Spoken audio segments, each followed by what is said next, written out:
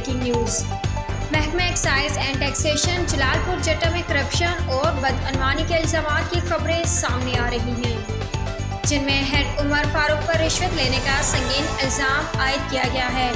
اطلاعات کے مطابق سوموار اور منگل کو محکمہ کے دفاتر بند رہتے ہیں، جس کی وجہ سے شہریوں کو سخت مشکلات کا سامنا ہے۔ مقامی لوگوں کا کہنا ہے کہ ان 2 دنوں میں دفتر بند رہنے سے عوامی مسائل حل نہیں ہو پاتے اور رشوت کے بازار کو بڑھاوا مل رہا ہے۔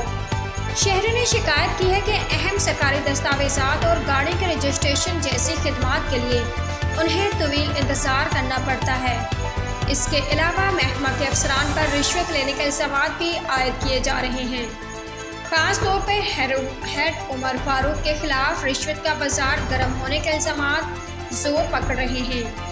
عوامی حل کے حکام سے فوری کارروائی کا مطالبہ کر رہے ہیں تاکہ محکمہ کی شفافیت بحال ہو سکے اور شہریوں کو بہتر سہولیات فراہم کی جا سکیں۔ یہ الزامات محکمہ کی ساکھ کو متاثر کر رہے ہیں اور مقامی انتظامیہ سے ان کی تحقیقات کا مطالبہ کیا جا رہا ہے۔